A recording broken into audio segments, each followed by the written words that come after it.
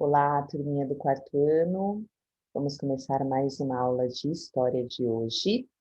Pegue o seu livro Aprender Juntos e venha com a professora para a aula. Hoje, vocês vão abrir o livro na página 46 e 47. Lá nós vamos fazer algumas atividades de fechamento de revisão do capítulo 4, que falou sobre os africanos escravizados. Vamos comigo? Então, para começar, nós vamos fazer a leitura de uma imagem. Eu quero que vocês observem essa imagem com muita atenção. Vejam o lugar, vejam as pessoas, vejam que jeito que essas pessoas estão, que jeito que elas se comportam. Depois, leia a legenda com muita atenção. Essas informações que vão ajudar vocês a responder as questões que vêm logo abaixo da figura, tá bom?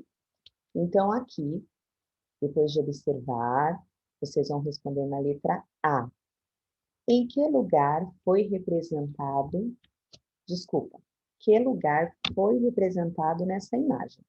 Então, a resposta da letra A, ela está na legenda, né? Qual o lugar que foi representado? Olha o que fala aqui, ó. Representação de mercado de escravos no Recife. Certo? Então, essa é a resposta da letra A. Letra B. Que pistas você utilizou para descobrir isso? Nós utilizamos a pista que está na legenda. Afinal de contas, a legenda ela serve para isso, dar informações sobre a figura. E na letra C, está pedindo para você descrever, em poucas palavras, as atividades das pessoas escravizadas e a dos homens brancos. Então, nesse mercado, o que os escravos estão fazendo? Eles estão ali expostos para serem comprados, né? Eles estão sendo observados como nós observamos mercadorias no mercado. E os homens brancos estão ali para quê? Nós temos alguns homens brancos que estão ali para comprar escravos e temos outros que estão ali para cuidar que esses escravos não fujam, tá bom? Então, vocês vão descrever em poucas palavras nessas linhas que vocês têm aí logo abaixo, beleza? Agora, na número 2, acompanhe a leitura com a professora.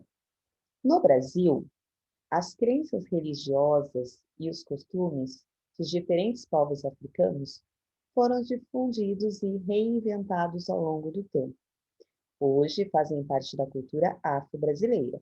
Além do candomblé, você conhece outros exemplos da presença da cultura africana no Brasil?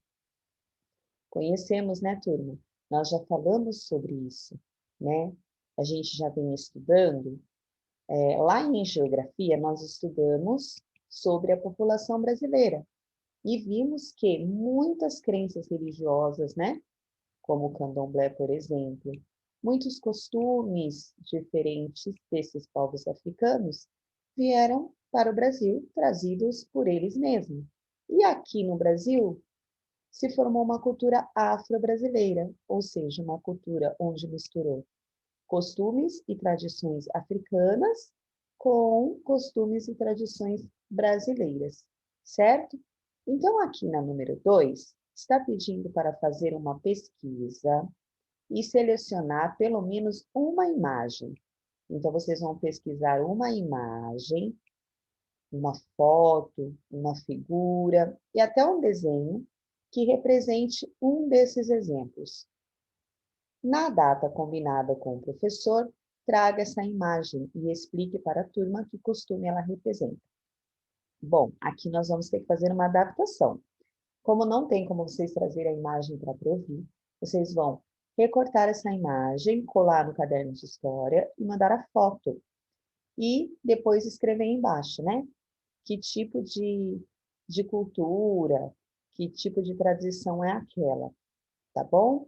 Se você não achar nenhuma foto, você pode procurar a foto na própria internet e enviar essa foto para a professora Vivi, tá? Que, por exemplo, vou mostrar aqui para vocês algumas imagens que falam da cultura afro-brasileira. Então, nós temos aqui a imagem do azeite de dendê, temos também o leite de coco, ingredientes que são muito utilizados na culinária.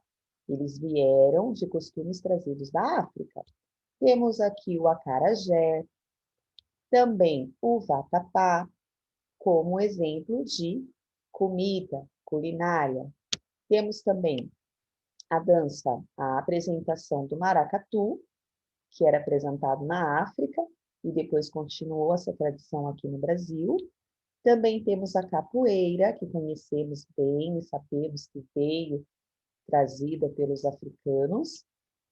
O samba de roda e, por exemplo, a religião do candomblé e da umbanda. Então, aqui eu selecionei várias imagens. Vocês vão ter que apenas selecionar uma imagem e enviar para a Provivi, ok? Bom, passando para o número 3, nós vamos ler aqui uma notícia que saiu na Folha de São Paulo, em 2015. Acompanhe da professora. Em 2015, pesquisadores anunciaram a descoberta de destroços, ou seja, restos, do navio negreiro português São José Paquete África. Leiam a reportagem abaixo. Então, neste quadradinho, nós vamos prestar bem atenção e vamos ler essa reportagem, que depois nós vamos grifar algumas coisas nela, tá? Então, acompanhe a leitura. O navio português deixou Moçambique com destino ao Maranhão, onde venderia os escravos para trabalhar nas plantações de cana-de-açúcar. A embarcação teria começado sua viagem em dezembro de 1794, tendo afundado apenas 24 dias depois, quando, durante uma tempestade, se chocou com pedras a pouco menos de 100 metros da cidade do Cabo, na África do Sul atual. Estima-se que São José Paquete transportasse entre 400 e 500 escravos, acomodados no porão do navio. Então, veja que interessante, depois de vários anos, foi achado um navio negreiro afundado, destroços dele, que provavelmente, de acordo com os estudos dos cientistas, ele começou a sua viagem lá no ano de 1794. Bom, agora você vai ter que sublinhar no texto as informações de acordo com a legenda. Então, a legenda tem aqui a cor vermelha, verde e roxa. Então, você vai separar aí essas cores de lápis de cor. De vermelho, você vai ter que achar o local de origem dos africanos escravizados. Lembrando, quando eu falo local de origem, eu estou falando qual é o local de onde eles partiram, tá bom? Acha aqui no texto e grifa o local, o lugar. Depois de verde, você vai grifar qual era o destino dos africanos escravizados. Destino é para onde que eles estavam sendo levados. O lugar. E de roxo, você vai grifar a quantidade de africanos acomodados no porão. Quantos africanos, mais ou menos, eles estavam trazendo aqui para o Brasil? No porão. Então, acha no texto e grifa. Depois, a letra B está perguntando: as descobertas feitas a partir dos estudos sobre os destroços do navio São José Paquete África comprovam o que vocês aprenderam sobre o tráfico negreiro neste capítulo? Vocês acham que isso comprova que os africanos realmente eram trazidos de verdade no porão? Ou será que tudo isso que nós estudamos é mentira? O que você acha? Manda sua resposta por áudio para a professora Vivi, tá bom? Número 4. Número 4, nós vamos ler um outro texto. Então, acompanhe a leitura. Em 2015, foram libertados pelo menos 1.111 trabalhadores de condições análogas à escravidão, de acordo com o Ministério do Trabalho. Então, vamos entender essa primeira parte aqui.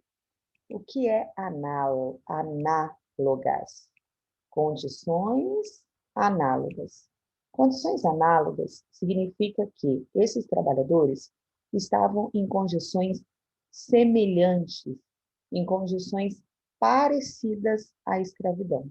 Então, você imagina, a escravidão ela acabou em 1888 e hoje, 2015, há 5 anos atrás, foram encontradas pessoas que viviam de forma parecida com o que os escravos viveram há tantos anos atrás.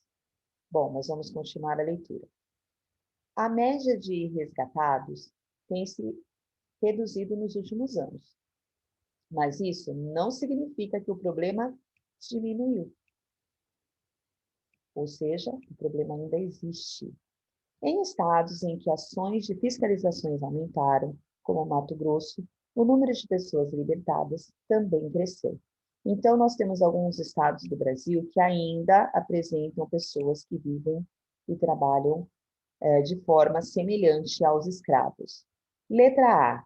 Você já ouviu casos de denúncia de trabalho escravo no estado em que você vive? Já viu alguma reportagem? Ficou sabendo de algum assunto? Sim ou não? Se sim, coloque sim aí no livro mesmo. Se não, pode escrever não também. Agora, na letra B, vocês vão enviar por áudio para a professora. Em sua opinião, por que alguns trabalhadores acabam submetidos a esse tipo de situação? Qual é a sua opinião sobre as empresas que exploram os trabalhadores desta maneira? Pessoal, a escravidão acabou, ela é proibida.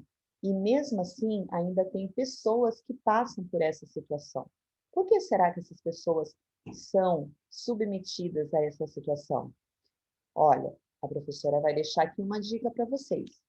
Essas pessoas ainda passam por esses problemas porque elas vivem em extrema pobreza. São pessoas muito pobres, que passam fome, que não têm onde morar.